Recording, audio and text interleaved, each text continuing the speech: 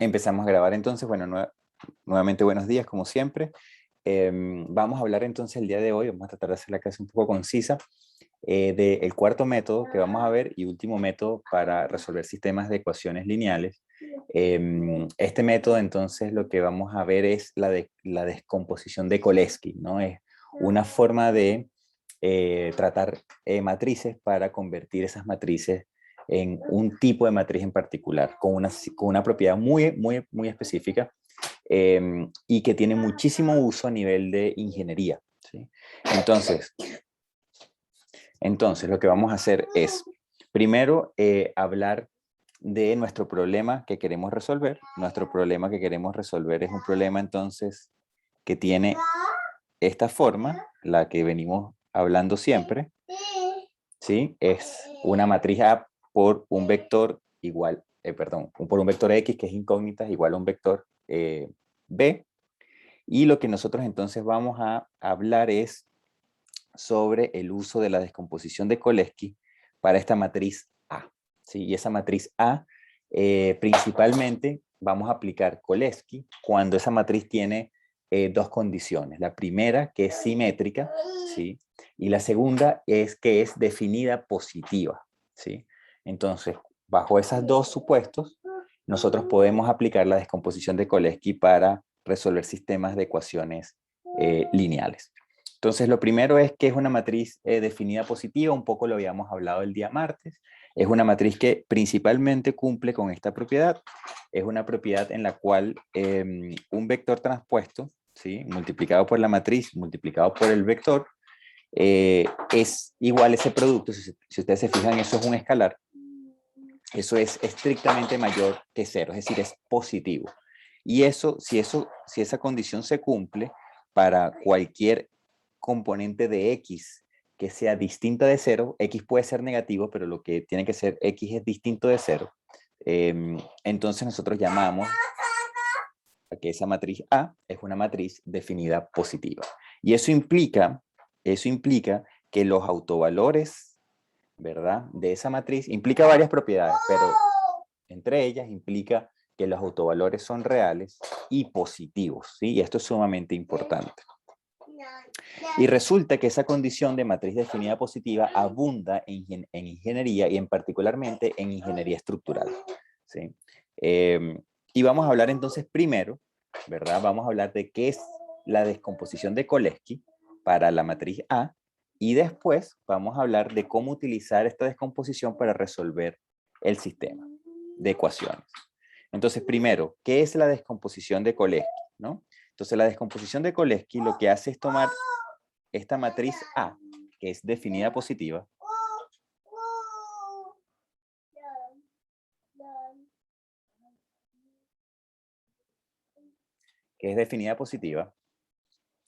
y esa descomposición de Cholesky lo que nos dice es que nosotros podemos expresar esa matriz A como una matriz triangular inferior por esa misma matriz triangular inferior transpuesta, ¿sí? Entonces, la descomposición de Cholesky lo que nos dice es que existe una matriz triangular inferior tal que multiplicada por su transpuesta nos da o nos reconstruye la matriz A, ¿sí? Y eso es bien importante porque nosotros podemos, a partir entonces de esta matriz A, encontrar o transformarla en una matriz triangular inferior cuya propiedad es que al multiplicarla por su transpuesta recuperamos la matriz original, ¿sí? Entonces, a esta matriz triangular inferior,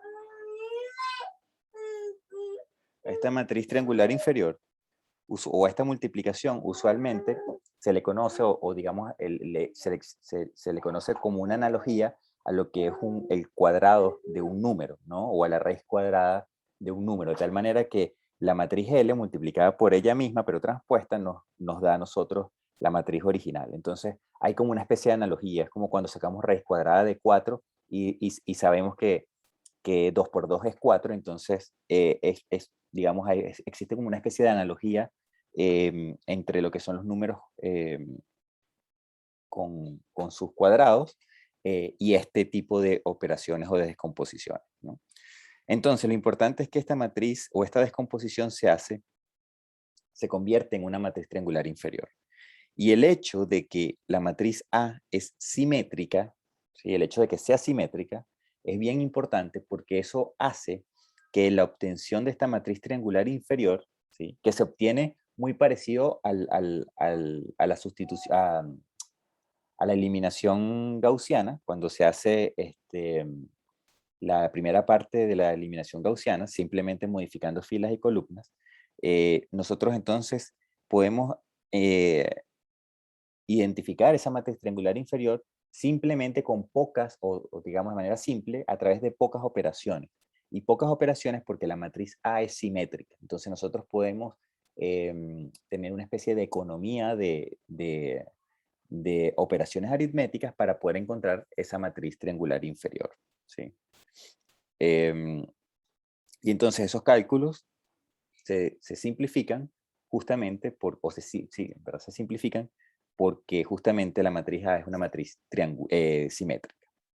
Entonces existe el algoritmo, está el algoritmo para poder programar la descomposición de Cholesky. Obviamente, muchos softwares tienen ya por defecto esto preestablecido, preprogramado, ¿verdad? Es decir, que no, en la mayoría de los casos no es necesario programarlo, pero digamos, es un buen ejercicio tratar de entender cómo es el algoritmo y cómo se pudiera implementar.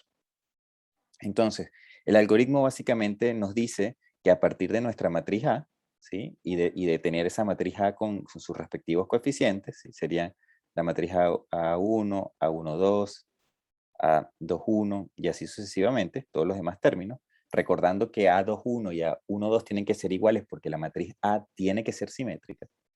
Entonces nosotros lo que podemos hacer es encontrar nuestra matriz triangular inferior correspondiente simplemente teniendo estas dos operaciones, ¿no? La primera operación sería para encontrar los términos que están fuera de la diagonal, mientras que la operación que está acá abajo sería la operación que hay que hacer para obtener los términos de la diagonal. En ese sentido, ¿verdad? Si nosotros entonces exploramos un poquito primero cómo son los términos de la diagonal, por ejemplo, esta expresión que está acá.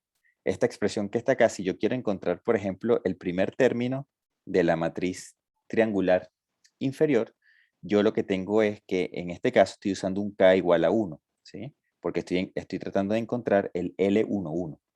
Entonces, en este caso, yo tendría que el k es 1, por lo tanto, este término que está aquí me queda como A11, y después esta sumatoria tiene que ir desde J, desde 1, hasta K menos 1. Pero como K es 1, entonces esta sumatoria va hasta 0. Por lo tanto, como este término es inferior al que está acá abajo, esa sumatoria no aparece. ¿Sí? Eso es como una estándar de programación, ¿no? Cuando las sumatorias solamente aparecen cuando el término que está acá arriba en la sumatoria es superior al que está en la parte inferior. Entonces nuestro término L11 nos toma esa forma que está allí. Vamos a hacer el término 2,2, ¿no? Este término que está acá. Entonces en ese término 2,2 yo aplico entonces L22, esto es una raíz, y aquí yo me doy cuenta que el k es igual a 2. Entonces yo tengo este término, sería un término A22, y después yo tengo aquí una sumatoria, ¿verdad? Donde yo voy a ir desde J igual a 1 hasta un K igual a 1. Por lo tanto, este término que me aparece aquí, tengo que ir en L cuadrado, que sería este término que está acá, el K vale 2, y este J que está aquí vale entonces 1. Y entonces me queda este término que tenemos acá.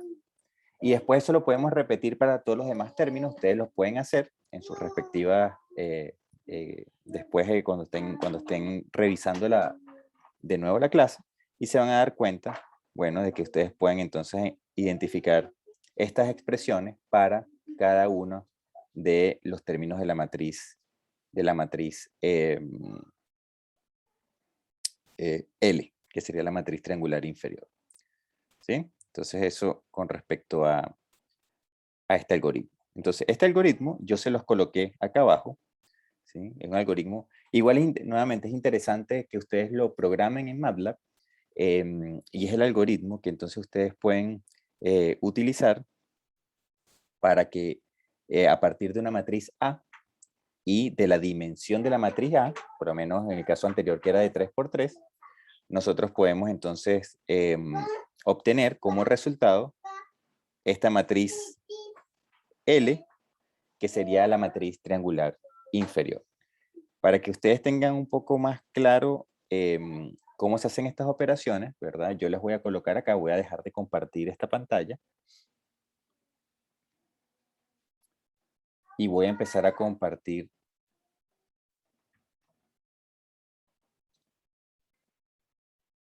Voy a empezar a compartir.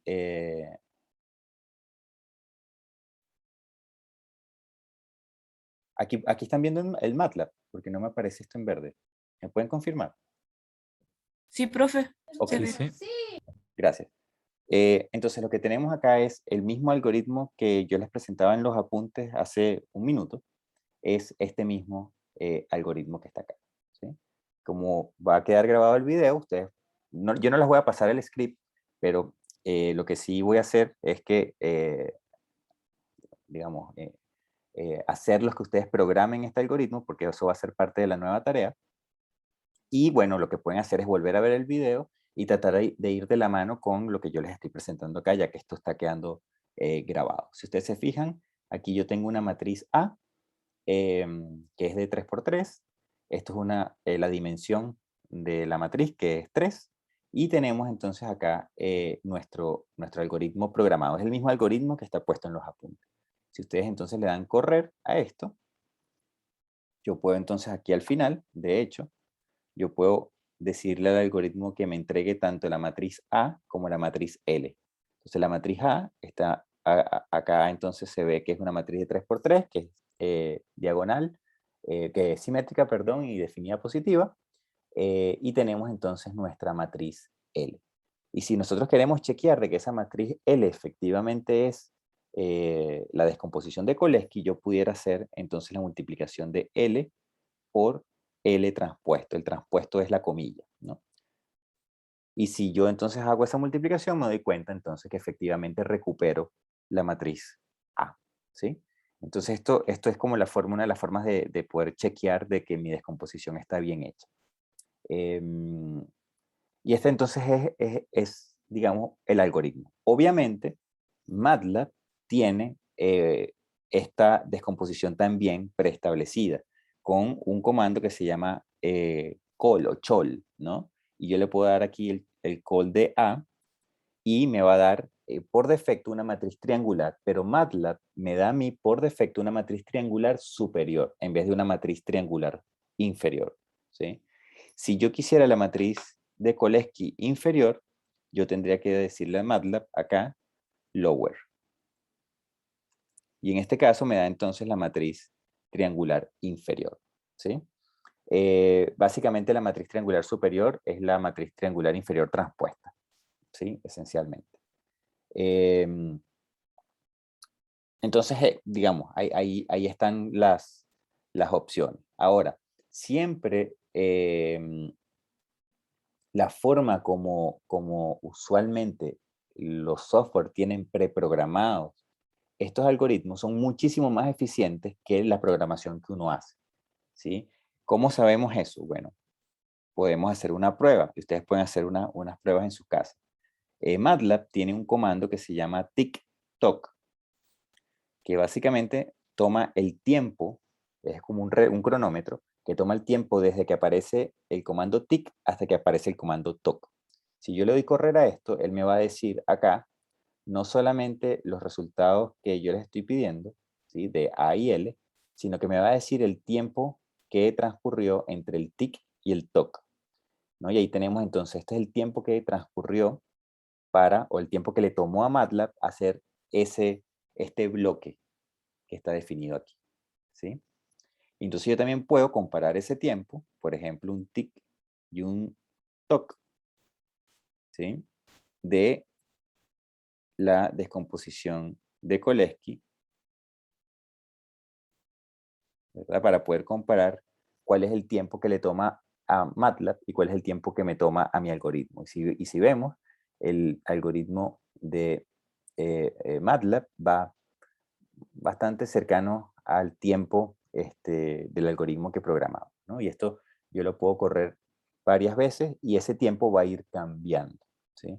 Va a ir cambiando. No siempre es el mismo término, ahí el mismo tiempo, perdón, y eso depende de ciertos valores iniciales que tome el algoritmo.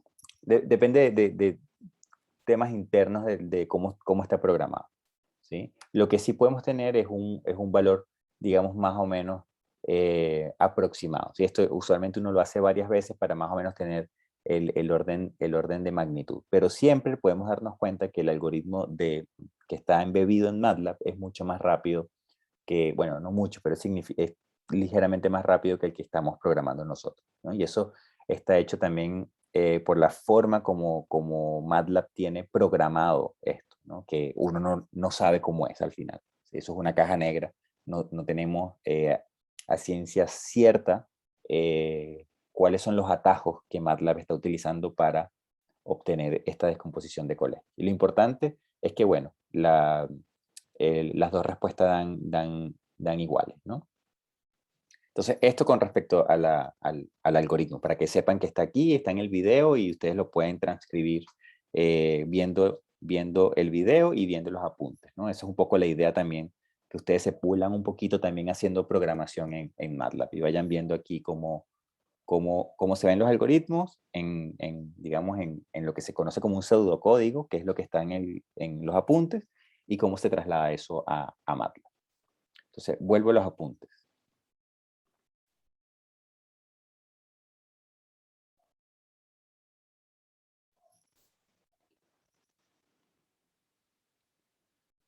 Okay.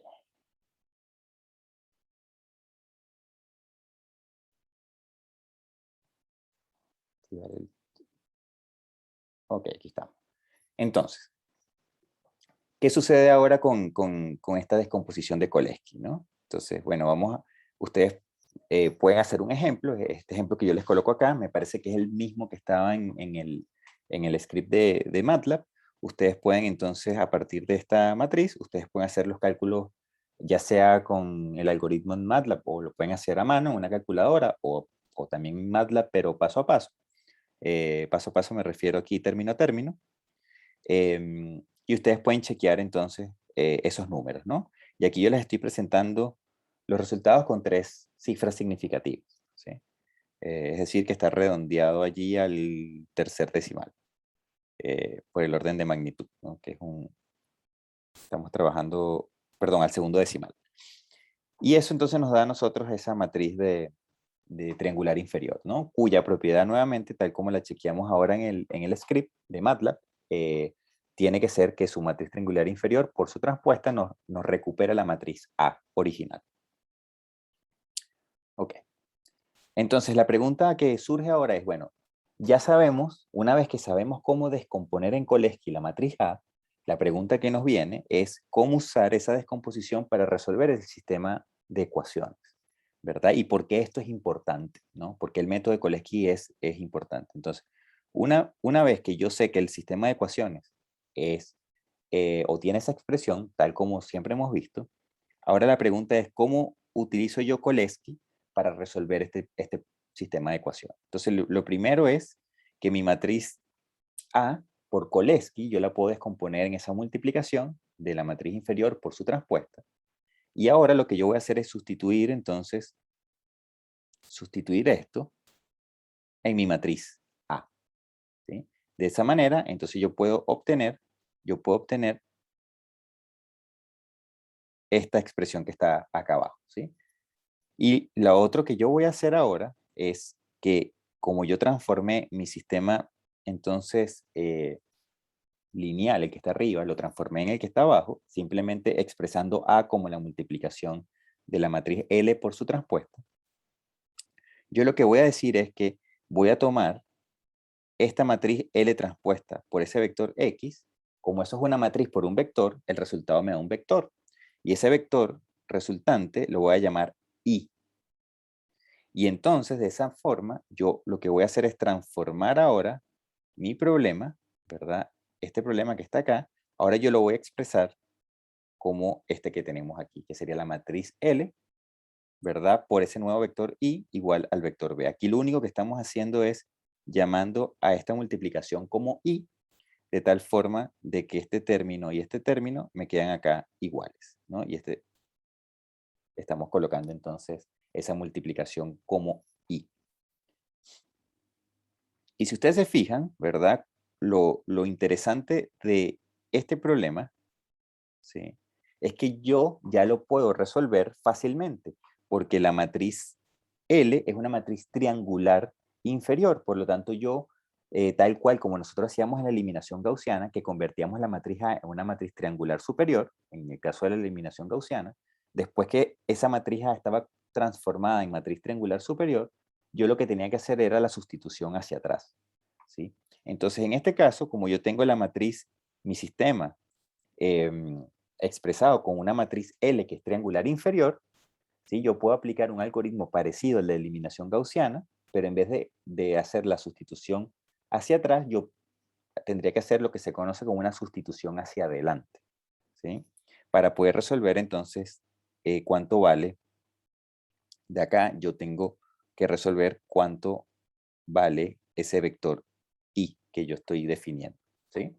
Y una vez que yo conozco ese vector I, yo lo que hago es entonces resolver esta parte que tenemos acá, ¿sí? Que se puede expresar como este problema que tenemos aquí. Sería entonces la matriz L transpuesta por X, que sería esta parte aquí, L transpuesta por X, igualado a nuestro vector I que acabamos de encontrar.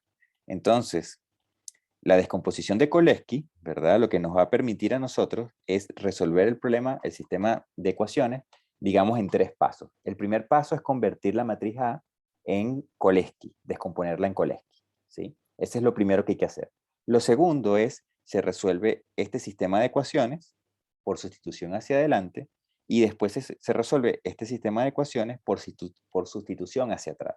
Y es por sustitución hacia atrás porque esta matriz L transpuesto, ¿verdad? Como L es triangular inferior, su transpuesta se convierte en triangular superior. Entonces, el algoritmo para poder resolver este sistema es simplemente el mismo algoritmo de eliminación gaussiana, pero la parte que corresponde a la sustitución hacia atrás. Entonces, esto, digamos, tiene una ventaja enorme porque es muchísimo más rápido que hacerlo por eliminación gaussiana, todo el problema.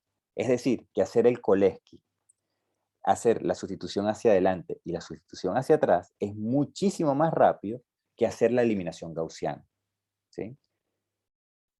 Y eso lo podemos hacer porque nuevamente la descomposición de Cholesky tiene esa propiedad de que la matriz A tiene que ser simétrica y definida positiva. Entonces, esta forma de resolver sistemas de ecuaciones es muchísimo más rápido que la eliminación gaussiana, pero está restringido a matrices A o a sistemas de ecuaciones que son entonces simétricos y definidos positivos. Entonces, para ver esto con un ejemplo, ¿verdad? Tenemos aquí un sistema de ecuaciones planteado como AX por B, ¿verdad? Aplicamos Cholesky sobre la matriz A, por lo tanto, el Cholesky nos da a nosotros una matriz triangular inferior que está allí a la derecha, y después lo que nosotros entonces hacemos es expresamos nuestro problema original, ¿verdad? Como nuestro problema con la matriz de Cholesky. Llamamos entonces a esta multiplicación como la variable i y resolvemos entonces ese sistema, ¿no? Este sistema donde tenemos la matriz triangular inferior, el vector i, el vector solución b, y por sustitución hacia adelante yo puedo encontrar cuánto vale i.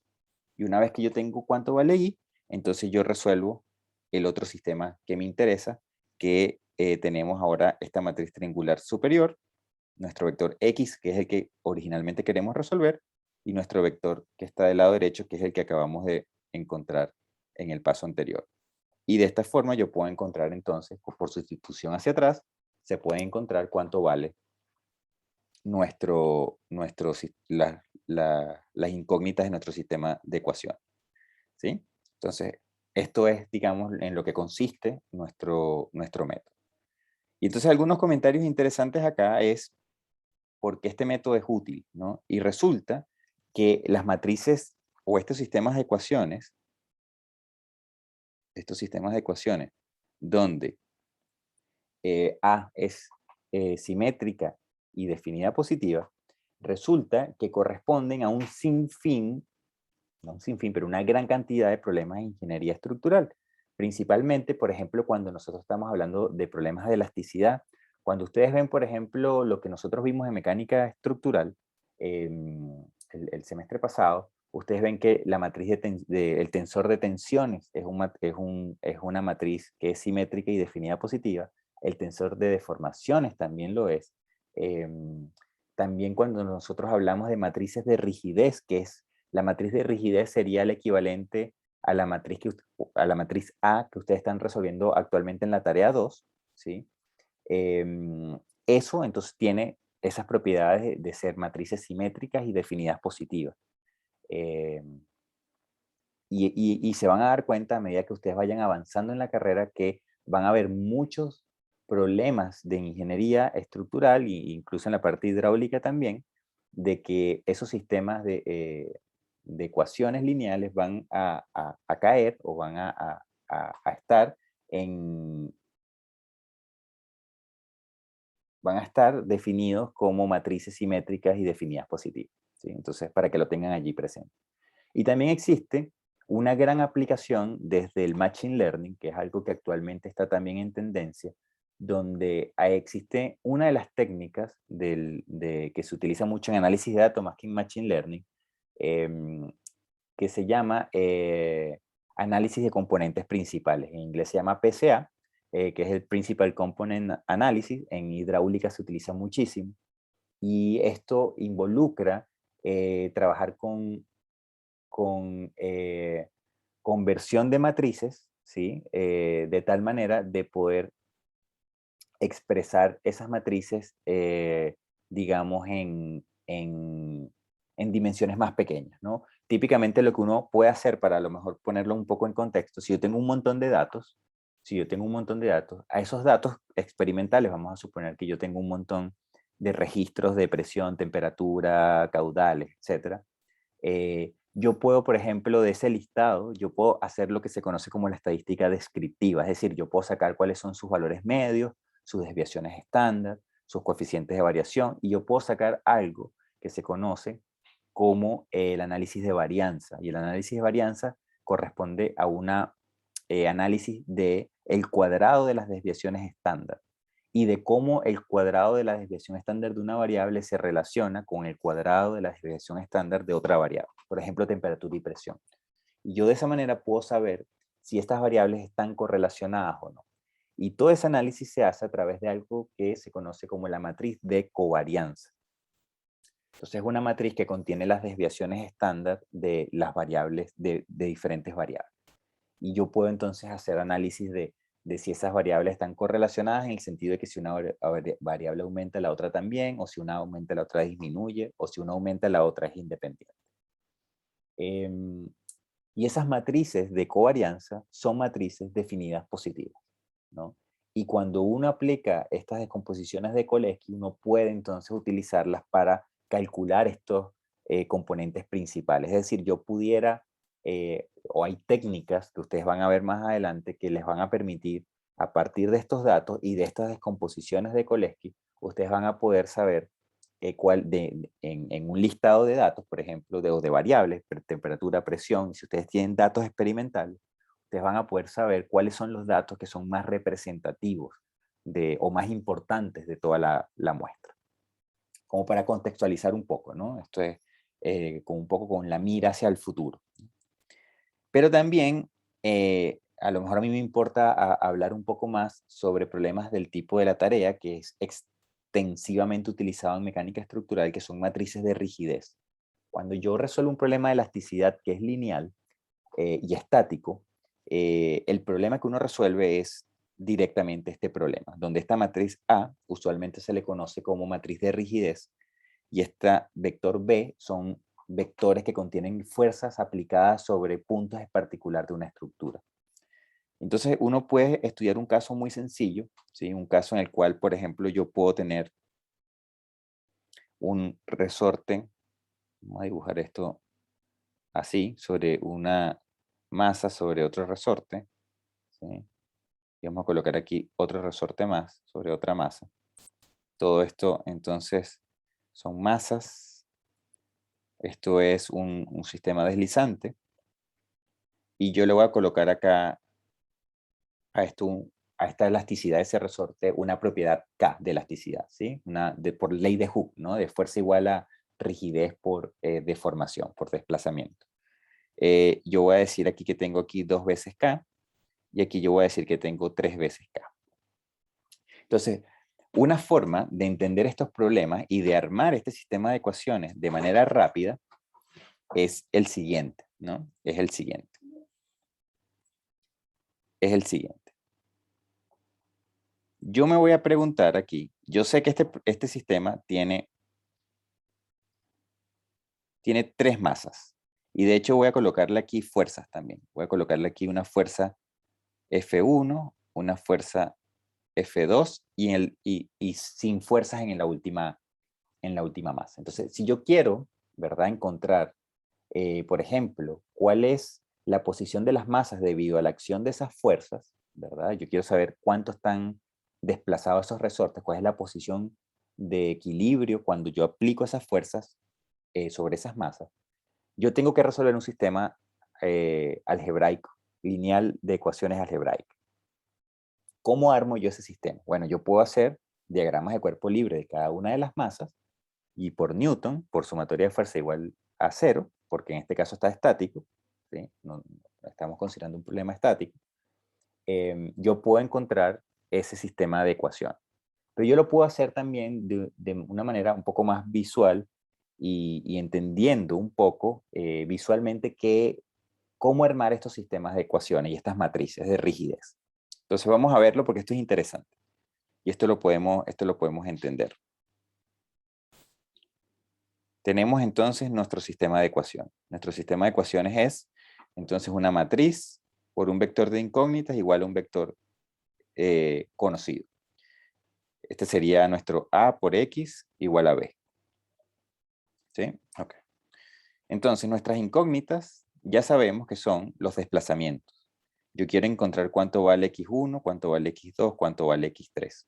Quiero encontrar cuánto vale en X1, siendo X1 el desplazamiento de esta masa, X2 el desplazamiento de esta masa, X3 el desplazamiento de esta masa. Entonces yo me pregunto, en la primera ecuación, la ecuación que va en la primera fila, eso lo que yo hago es entonces decir que me voy a parar aquí, en la primera masa, ¿sí? Estoy aquí, parado en la primera masa. Y yo me pregunto, ¿verdad? ¿Cuál es el valor de la rigidez total que llega a esa masa? Entonces yo digo, bueno, por un lado llega acá y por el otro lado llega 2K. Entonces yo voy a decir que la cantidad de rigidez total que llega a esa masa 1 va a ser 3K. Es la suma de K más 2K. Y ese es el valor que va a ir en la diagonal. ¿Sí? Ese es el valor que va a ir en la diagonal. Ahora voy a hacer lo mismo, ¿verdad? Con la segunda ecuación, con la segunda fila. Entonces yo lo que voy a hacer es, ahora yo me voy a parar en la segunda masa. Y yo me voy a preguntar lo mismo, ¿cuál es la cantidad total de rigidez que llega a esa masa 2? Entonces yo me doy cuenta que por aquí tengo 2K y aquí tengo 3K. Por lo tanto, aquí tengo un total de 5K. Esa es la rigidez total que llega a la masa 2 y va ubicada en la diagonal. Y hago lo mismo con la última masa. Me paro yo en la masa 3 y me pregunto, ahora estoy yo aquí en la tercera fila, y me pregunto cuál es la cantidad de rigidez total que llega allí, y yo me doy cuenta que la única rigidez que llega es 3K. Y yo puedo decir que esto entonces es 3K. ¿Sí? Entonces, ahora me toca armar los términos que están fuera de la diagonal, ¿sí? Estos términos que están fuera de la diagonal. Y yo me voy a preguntar entonces lo mismo. Voy a la primera ecuación. En la primera ecuación, yo estoy parado entonces en la primera masa. Y entonces yo me pregunto, ¿verdad? ¿Cuál es la rigidez que une la masa 1 con la masa 2? Entonces la masa 1 es esta es la masa 2 y esta es la masa 3. Entonces la rigidez que une la masa 1 con la masa 2 es 2K. ¿Sí? Sería este 2K que está aquí. Y yo voy a colocar aquí 2K. Y estos valores vienen en negativo. Eso ustedes lo van a ver en sus cursos más adelante de análisis estructural, ¿no? ¿Por qué sale ese menos? ¿no? Pero ese número va negativo, siempre va negativo. Y después yo me voy a preguntar, ¿verdad? ¿Cuál es la rigidez que une, la rigidez directa que une la masa 1 con la masa 3? Y no, yo veo acá que no hay una rigidez directa, por lo tanto este término es 0, ¿sí? Si yo hubiese tenido más bien aquí un resorte, voy a mover este 2 más acá abajo. Si yo hubiese tenido aquí un resorte que sale y une a esta masa, ahí yo hubiese tenido entonces un término diferente de 0 allí. Pero no es el caso, ¿no? Entonces este término viene 0, porque no existe un resorte directo entre la masa 1 y la masa 3. Directo.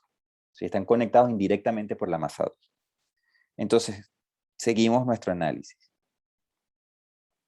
Nuestro análisis ahora movemos nuestra referencia a la masa 2.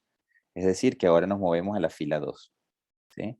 A la fila 2. Entonces ahora yo me pregunto, ¿cuál es el resorte que une la masa 2 con la masa 1? ¿Sí? Porque estoy en la 2 y me interesa ver cómo es la unión de la masa 2 a la masa 1. Y yo me doy cuenta que es este 2K que está aquí. Por lo tanto, yo digo, bueno, esto es menos 2K. Y después yo me pregunto cuál es entonces el resorte que une la masa 2 con la masa 3, y eso es entonces 3K. Y entonces aquí vendría menos 3K. Y finalmente, entonces yo me muevo a la tercera masa, me coloco yo entonces en la tercera masa, y me pregunto cuál es el resorte que une la masa 1 con la masa 3. No hay de manera directa, no existe un resorte que vaya desde acá hasta acá, ¿sí? Entonces esto es 0.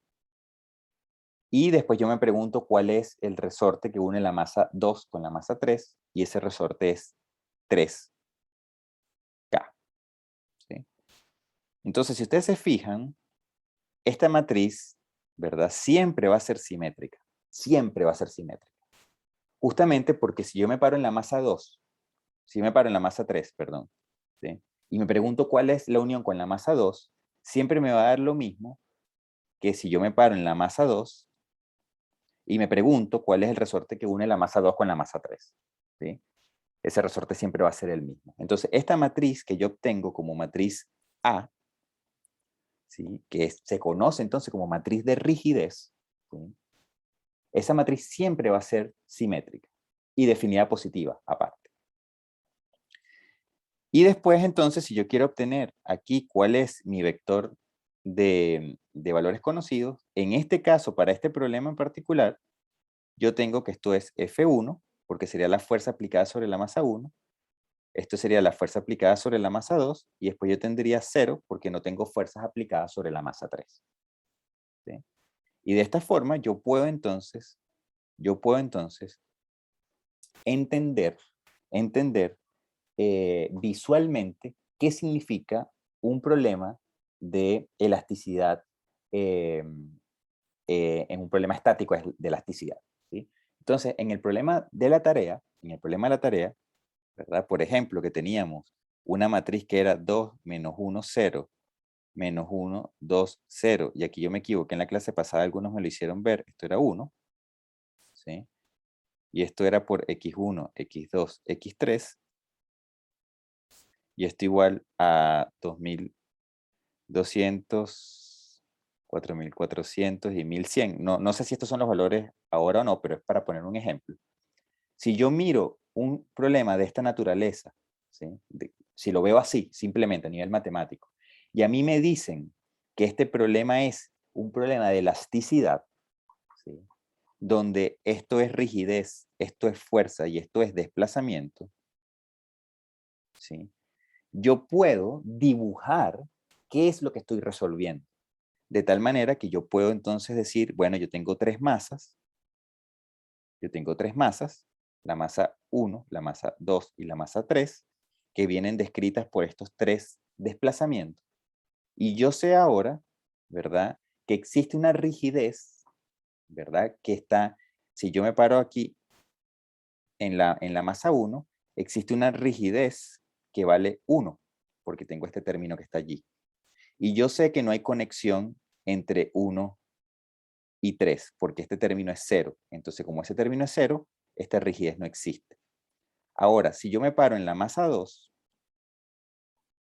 si yo me paro aquí en la masa 2, yo sé que la unión de la masa 2 con la masa 1 tiene que ser 1, ¿verdad? Y yo sé que la unión, aquí yo me equivoqué, esto tiene que ser menos 1 también, ¿sí? Y yo sé que la unión de la masa 2 con la masa 3 también tiene que ser 1, por lo tanto, aquí también tiene que haber un resorte que tenga magnitud o elasticidad igual a, rigidez igual a 1.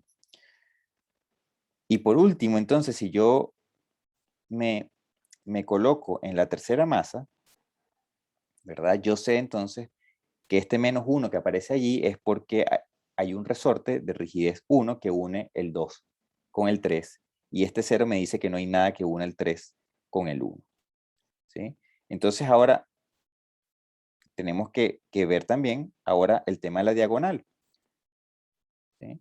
Entonces yo me paro aquí, vuelvo a la parte 1, ¿no? A la masa 1. Y yo digo, bueno, a mí la diagonal me está diciendo que la cantidad total de resortes que llegan a la masa 1 tiene magnitud 2, ¿verdad? Por lo tanto, yo sé que si de un lado llega 1, yo tengo que tener otro resorte de otro lado que también tiene, digamos, rigidez igual a 1, de tal manera que la suma de lo que llega a 1 sea 2, ¿sí? Si yo me vengo ahora a la segunda masa, ¿sí? Estoy ahora colocado acá. Yo sé que la cantidad de resortes totales que llega a la masa 2 tiene que ser 2, por lo tanto yo tengo aquí 1 y 1, 2, perfecto, esto concuerda con lo que tenemos allí, y ahora yo me paro en la masa 3, y yo sé que la cantidad total de rigidez que llega a la masa 3 tiene que ser igual a 1, por lo tanto tenemos que aquí llega solamente 1 y estamos completamente de acuerdo. Como este es el sistema, entonces esto obligatoriamente tiene que estar aquí restringido. Entonces yo sé que el problema que yo estoy resolviendo,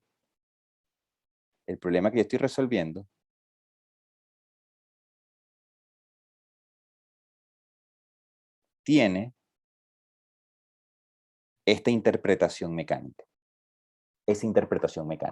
Y esto es sumamente potente porque eso a nosotros nos da una visión mecánica del sistema matemático que estamos resolviendo. Y de hecho, cualquier sistema de ecuaciones algebraico, cualquiera que sea, siempre y cuando esta matriz que tenemos acá sea una matriz definida simétrica definida positiva, yo le puedo dar una interpretación de masas resortes. Siempre que sea definida positiva, ¿sí? Entonces cualquier problema, circuitos eléctricos, lo que ustedes quieran, que ustedes lleguen a un sistema de ecuaciones de esta naturaleza, ¿sí?, donde A es simétrico definido positivo, yo puedo interpretarlo mecánicamente así. Y esto tiene muchísimo valor porque el hecho de poder interpretar visualmente un sistema de ecuaciones nos da a nosotros un montón de información adicional. ¿Sí? Nos permite a nosotros analizar muchísimo mejor un problema, ¿sí? Sobre todo el resultado de un problema. Entonces, esto es muy importante porque nuevamente me permite a mí no solamente pasar de una ecuación a una interpretación visual, sino que me permite pasar al revés, de una interpretación visual a una sistema de ecuaciones.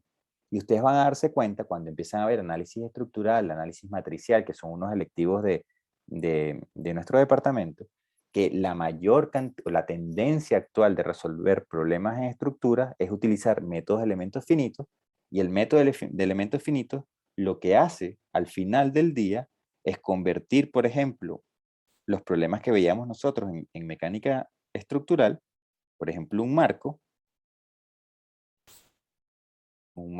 aquí con ciertas fuerzas, lo que hace el método de elementos finitos es básicamente discretizar en masas y resortes ese problema que está compuesto por un continuo. ¿Sí?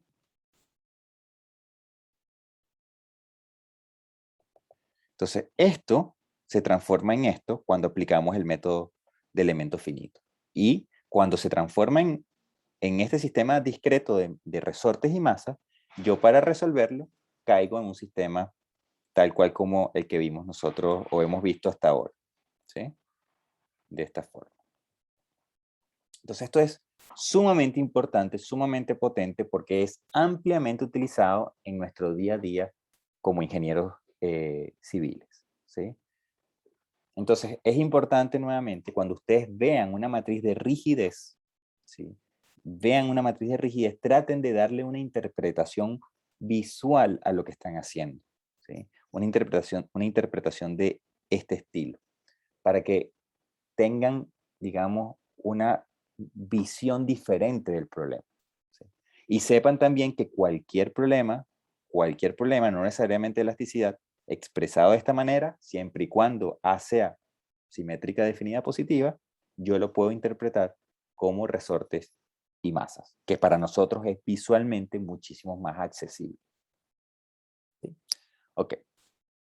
Bueno, eso es lo que tengo yo para la clase del día de hoy. Voy a dejar de grabar para poder tener un espacio para preguntas.